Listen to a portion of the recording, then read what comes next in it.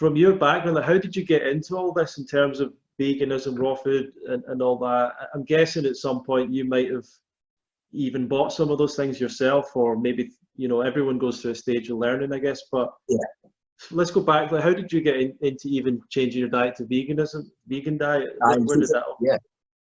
Well, I've always been into health and performance. I was always a sick kid in school. My mum had a lot of health food books on her bookshelf. She had a book by Leslie Kenton called Raw Energy. I remember flicking through that back in 1986, maybe, just flicking through.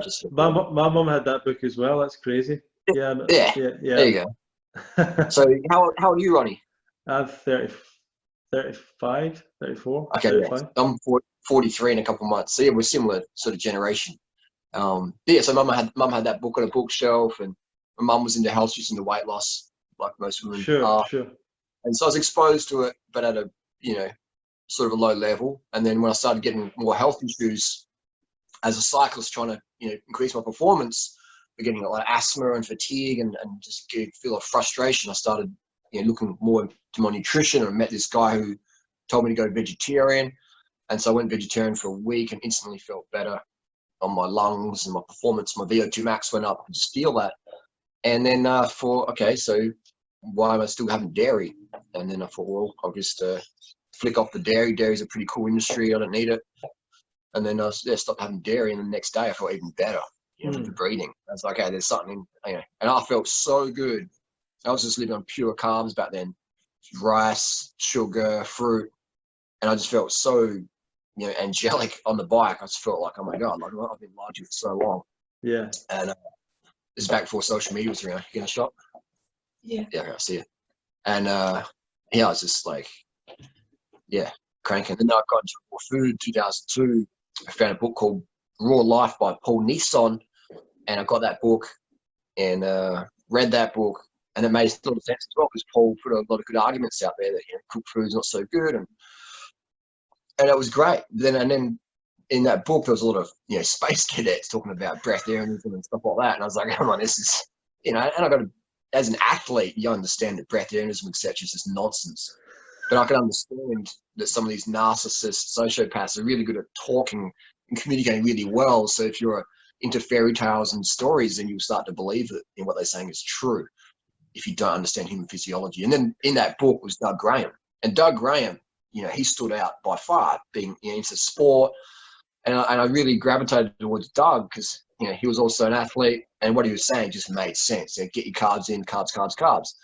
And like, well, that's what I'm doing now, but with fruit. Okay. So I tried that and also felt better. The only issue was always being able to find, good quality fruit where you get enough calories. So sure. And Doug back then Doug, credit where credit's due. Doug was a huge inspiration for increased fruit intake. And at that time, I'd read the book called Fit for Life by Harvey Diamond. I learned about fruit for breakfast, fruit for lunch, and then starches for dinner. So essentially raw till 4. And so I was doing that. And that was what I've come back to. But the fruit thing, I think 100% fruit appealed to me as like back in my 20s, back in the day there, as a bit of a challenge of like, a bit of rebellion against society. Cooked food's poison. It's, it's the establishment and all this. And it's partly true. And so, yeah, I had some challenges there, but it was great. It was a really good time. And then I went to see Doug Graham at his Health and Fitness Week 2006. Met Christina there, Fully Raw Christina, helped her get her YouTube channel going. Met a guy called Robbie Barbaro. Yeah. And had a great experience, and had some really, really good times at Doug's events. And we eventually had been falling out over money and stuff like that, and social media. That's quite. Yeah, that's quite a little group. If you think about that, that's quite a little group there. Fully Raw Christina, yourself, Robbie, all of you, I guess, weren't really doing much at that point online, and all of you, Robbie recently is coming out with this book, seems to be that's blowing up. And pretty amazed. So Doug really did have quite a pretty good influence. I don't know exactly what he was doing at those events or how if he inspired you guys in any way, but